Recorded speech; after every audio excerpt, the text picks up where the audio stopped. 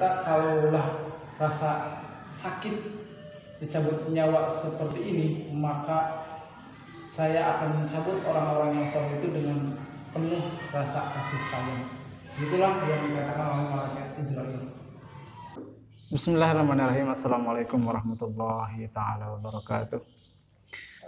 Alhamdulillahirabbil alamin wa bihi nasta'in wa ala umuri waddin wassalatu wassalamu ala asyrafil anbiya'i wal mursalin. Asyhadu an la ilaha illallah wahdahu la syarikalah al-haqqul mubin wa asyhadu anna Muhammadan abduhu wa rasuluhu as-sadiqul wa'dil amin. Amma ba'du fa ya ayyuhal hadirun fa ya ayyuhal mustami'un usi wa nafsi wa iyyakum bittaqwallah wa ta'atihi la'allakum tuflihun. Qala Allah ta'ala fil Qur'anil Karim wa asdaqul qailin a'udzu billahi minasyaitonir rajim. Bismillahirrahmanirrahim. Wa yabqa wajhu rabbika dzul jalali wal ikram. Shadaqallahul azim wa sadaqa rasulun nabiyil habibul karim wa nahnu ala dzalika masyahidin wa syakirin walhamdulillahirabbil alamin. Sahabat yang dimuliakan oleh Allah, alhamdulillah kita semua bisa kembali bersua, belajar bersama, mengetahui dan mendalami tentang Islam yang mungkin kita belajar hanya seala kadarnya dan sesederhananya, tapi mudah-mudahan dengan penyampaian yang sederhana dan yang penuh kekurangan ini bisa menambah keilmuan sahabat semuanya. Amin ya Allah rabbal alamin. Salawat dan salam Allah senantiasa semoga tercurah kepada junjungan kita, Nabi kita Sayyidina Muhammadin sallallahu alaihi wasallam, tidak lupa kepada sahabat, pada keluarga, hingga kepada kita semua sebagai umatnya. Semoga kita dapat syafaatnya kelak di yaumil qiyamah. Amin ya Allah rabbal alamin. Hadirin para sahabat semua, kemarin kita telah sedikit mempelajari tentang tauhid, yang mana kita telah sampai di sifat pertama dari sifat salabiyah, yaitu sifat qidam, atau sifat kedua dari susunan akidah, yaitu pertama sifat wujud, yang kedua sifat qidam. Dan menginjak ke sifat yang ketiga, artinya sifat yang wajib akli di Allah, yaitu sifat baqo. Kalau menurut Arab tulisnya seperti ini, baqo. Kalau menurut tulisan ini baqa. Baqo itu artinya, kalau istilah santri itu tidak ada ujung, artinya kekal. Maka secara garis besar bahwa Tuhan itu, kriteria Tuhan yang ketiga itu, Tuhan harus kekal. Artinya Tuhan tidak boleh meninggal dan Tuhan tidak boleh ada kekurangan sedikit pun. Kenapa demikian? Karena bagi Tuhan mustahil itu mempunyai sifat fana, artinya rusak. Itu dalam hal apapun, sekecil apapun, itu Tuhan tidak mungkin mempunyai sifat rusak. Itu rusaknya dalam segi apapun, dalam baik dzatiyahnya, sifatnya. Jadi kalau ada Tuhan yang rusak dzatiyahnya atau rusak sifatnya, maka sudah dipastikan dia bukan Tuhan. Contoh, kita dalam dulu waktu zaman jahiliyah, yaitu kafir Quraisy pada waktu itu, dan pada waktu itu Sayyidina Umar bin Khattab belum masuk Islam. Mereka membuat Tuhan itu dari roti, dari adonan roti, dan dibikinlah Tuhan itu dari tumpukan roti, setumpuk roti. Setelah Tuhan itu disembah, mereka makan. Itu dzatiyahnya, gitu kan? Kalau itu Tuhan itu bisa disentuh atau bisa dimakan, berarti Tuhan itu sama dengan makhluk. Bahkan kalau Tuhan sedikit aja, Tuhan punya sifat rusak atau fana. Rusak itu berarti ada perubahan. Contoh, dari kulit yang tadinya kenceng, terus mulai terkena usia, terus itu kulit keriput, itu sudah dipastikan itu rusak. Terus dari mulai mata penglihatan yang awalnya kita sangat jelas melihat karena termakan usia, penglihatan sedikit berkurang. Itu pasti rusak. Dan yang namanya ciptaan itu pasti rusak. Bahkan bumi dan langit pun pasti rusak. Karena buktinya rusak seperti apa? Dulu ketika Rasulullah SAW melaksanakan Mi'raj, Rasul melihat seorang nenek-nenek yang penampilannya itu sangat luar biasa. Emasnya, perhiasannya sangat luar biasa, banyaknya. Tapi itu nenek-nenek, tapi dia dalam keadaan sekarat. Lalu Rasulullah bertanya, "Ya Jibril, apakah itu?" Maka Jibril menjawab, "Muhammad, itu adalah gambaran dunia pada saat ini." Itu di zaman Rasul itu 1400 tahun yang lalu.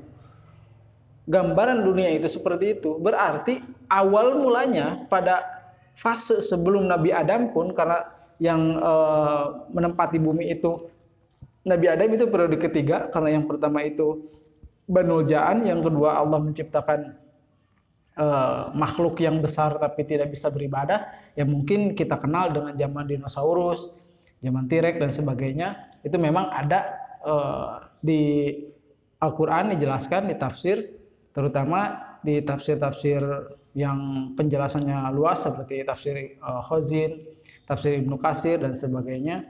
Itu dijelaskan bahwa Nabi Adam itu bukan periode pertama yang menempati bumi, karena yang menempati bumi itu adalah yang pertama Banul Ja'an. Banul Ja'an itu golongan dari anak-anak jin. Jadi karena mereka membuat kerusakan di muka bumi, maka Allah mengutus Jibril alaihissalam untuk mengusir mereka, dan akhirnya Banul Ja'an itu diusir oleh mereka Jibril dan diusirnya ke gunung-gunung dan ke pantai-pantai, ke hutan-hutan. Sehingga kalau tidak aneh kalau untuk saat ini gunung, hutan, pantai itu sering diidentikan dengan hal-hal yang mistis. Karena Banul Ja'an memang atau anak-anak jin itu memang diusirnya ke sana. Nah, berarti pada periode zaman Nabi Adam pada waktu itu mungkin si nenek ini yang dilihat oleh Rasulullah SAW pada waktu Mi'raj itu mungkin dia masih perawan atau masih gadis katakan. Tapi ketika Rasul Mi'raj itu kondisinya dalam keadaan sekarat nenek-nenek itu. Itu gambaran dunia. Mungkin sekarang itu si nenek itu dalam keadaan, kalau istilah Al-Qurannya mungkin yughorgir ya, itu dalam keadaan nyawanya sudah sampai tenggorokan. Itu gambaran dunia saat ini. Di mana dunia ini sudah sangat kritis, sudah sangat krisis pada waktu ini, pada saat ini. Baik krisis keadaan dunia di mana eksploitasi habis-habisan, besar-besaran, atau krisis akhlak mungkin, krisis keadilan, krisis kepercayaan, sehingga sekarang di mana yang benar bisa dengan mudah dikatakan salah, yang salah dengan mudah dikatakan benar, sehingga kita yang memang tidak kurang memahami tentang ilmu-ilmu agama akan mudah terkecoh mana yang benar, mana yang salah. Karena itu mengatakan ini yang benar, ini mengatakan ini yang benar, sehingga kita tidak punya pilihan lain kecuali kembali kepada Al-Quran, kembali kepada Sunnah, dan kembali kepada ijma ulama. Jangan terkecoh.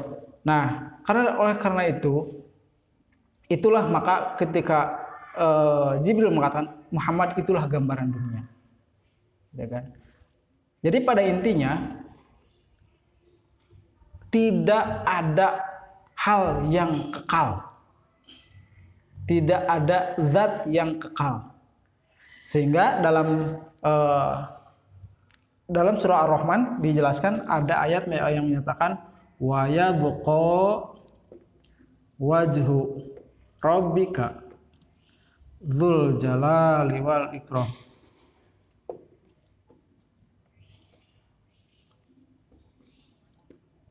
Nah, pada saat ini, pada waktu di mana bumi dan langit sudah dihancurkan, di mana semua penghuni bumi dan penghuni langit dihancurkan oleh Allah, dan 7 lapis bumi dan 7 lapis langit ini Allah hancurkan dan disimpan oleh malaikat Jibril hanya di pojok arasy. Sehingga setelah itu malaikat Israil sebagai pencabut nyawa berkata kepada Allah, lalu sekarang bagaimana ya Allah? Hei Jibril, hei Israil, apakah kamu tidak mengetahui ataukah kamu tidak mendengar bahwasanya aku dulu pernah berfirman, kata Allah, wa yabqa wajhu rabbika dzul jalali wal ikram, bahwa setelah kiamat, setelah manusia binasa, setelah hewan binasa semua, setelah malaikat itu tidak ada, setelah jin dan sebagainya dimusnahkan, tinggal Allah sama malaikat Israil, maka Allah berfirman, tinggal aku. Maka bagaimana saat selanjutnya, kata malaikat Israil, cabut nyawamu sendiri, gitu kan? Atau karena mati, istilahnya kalau istilah kita mungkin cabut nyawa ya, karena mungkin malaikat itu tidak dikasih ruh seperti kita. Nah, akhirnya malaikat Israil itu intinya mencabut nyawanya sendiri sampai dia dari, kalau digambarkan itu dari masyrik ke maghrib, dari maghrib ke masyrik itu mencabut nyawa dia pun, sehingga dia itu berkata, kalaulah rasa sakit dicabut nyawa seperti ini, maka saya akan mencabut orang-orang yang soleh itu dengan penuh rasa kasih sayang. Itulah yang dikatakan oleh malaikat Israil. Nah, tinggallah Allah di sana, bumi sudah tidak ada, malaikat sudah tidak ada, manusia sudah musnah. Maka Allah di sini berkata, mana Tuhan yang dulu kalian sembah? Mana yang dulu yang katanya Tuhan lebih mulia daripada aku, kata Allah. Karena pada saat itu semua sudah tidak ada, tinggal Allah lah.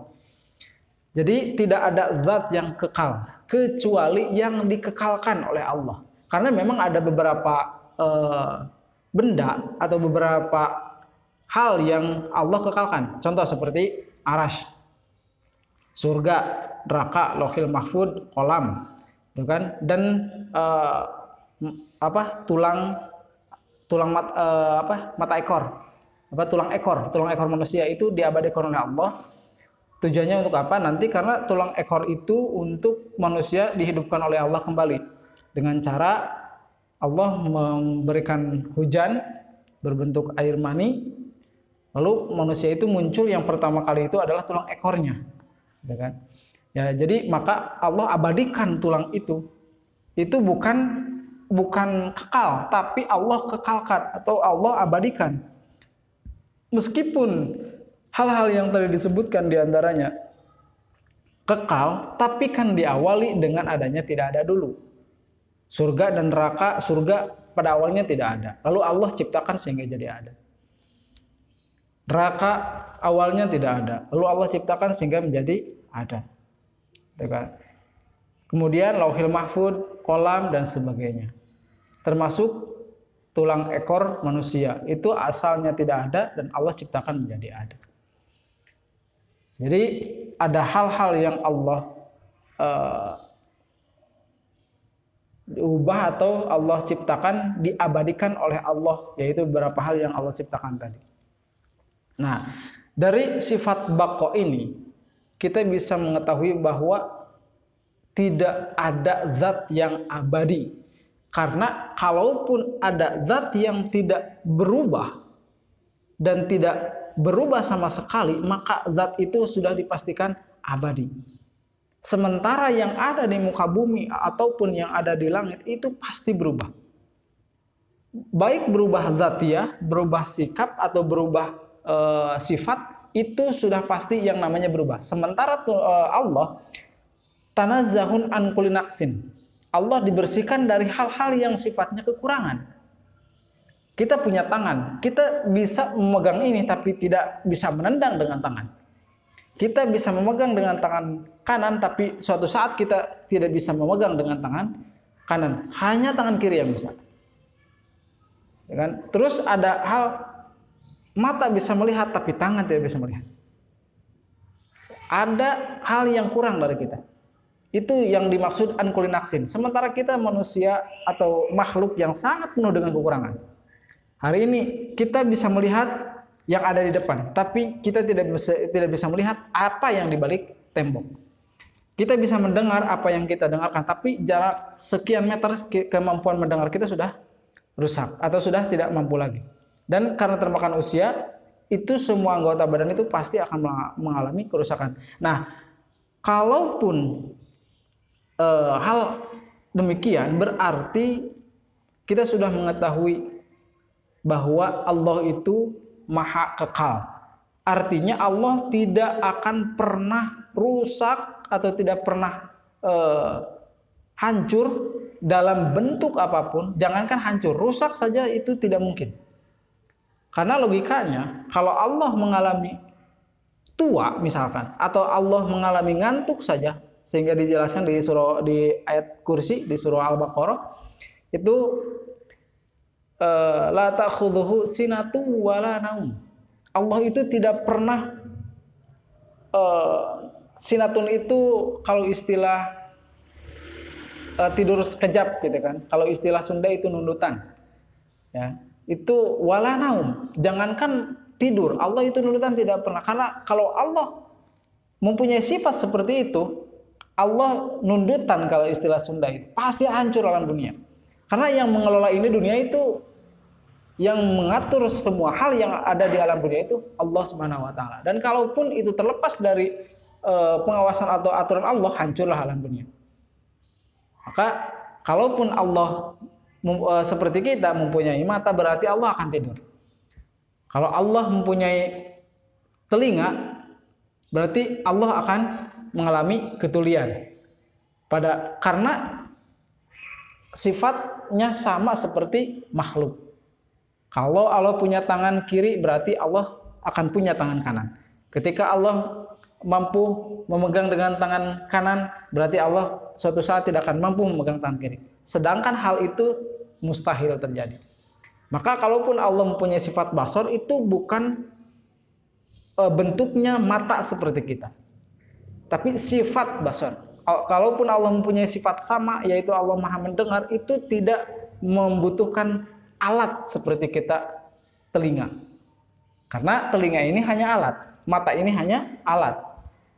Karena banyak orang yang mengira bahwa mendengar, memang pada hakikatnya mendengar itu pada syariatnya, pada kenyataannya mendengar dengan telinga, melihat dengan mata. Tapi pada hakikatnya mendengar itu dari sini, dari qalbu. Orang yang mendengar hatinya, orang yang mendengar yang melihat hatinya, yang berbicara hatinya. Maka sehingga dalam satu ayat dijelaskan, walaqad darawna li jahannam katsiran minan nas minal jinni wal insi. Walaqad darawna li jahannam minal jinni wal insi lahum qulubun la yafqahuna biha wa lahum adhanun la yasma'una biha wa lahum ayunun la yabsiruna biha. Yang dimaksud itu dia punya telinga tapi tidak mendengar. Dia punya mata tapi tidak melihat. Yang dimaksud adalah sima aqbulin. Ketika diberikan keterangan tentang agama, nasihat tentang agama, dia tidak menerima meskipun dia mendengar. Nah, itu yang dimaksud dengan pendengaran. Jadi pada hakikatnya pendengaran itu di sini, penglihatan itu di sini. Nah, itu hanya alat. Sedangkan Allah mempunyai sifat sama, Allah mempunyai sifat basor, Allah mempunyai sifat kalam. Itu tidak membutuhkan alat seperti kita. Kita mau berbicara, katakanlah kita kalam berbicara, itu kita membutuhkan alat lisan. Karena orang yang tidak punya lisan itu tidak mungkin bisa berbicara secara syariah. Hanya paling digerak-gerakan tangannya. Orang yang tidak mendengar itu sudah dipastikan dia tidak akan merespon apa yang kita bicarakan. Orang yang tidak bisa melihat tidak akan merespon apa yang kita perlihatkan. Nah, sementara Allah, dari sifat bakoknya Allah ini berarti Allah kekal. Sementara kalau Allah rusak atau Allah tidak kekal, maka Allah sama dengan kita. Sementara hal itu mustahil. Tuhan mempunyai sifat yang rusak. Misalkan ada Tuhan yang lain, ada yang mengatakan bahwa Tuhan diciptakan untuk menembus dosa sehingga ia disalib di tiang salib. Secara logika kalau Tuhan itu mati, lalu siapa yang mengurus kita?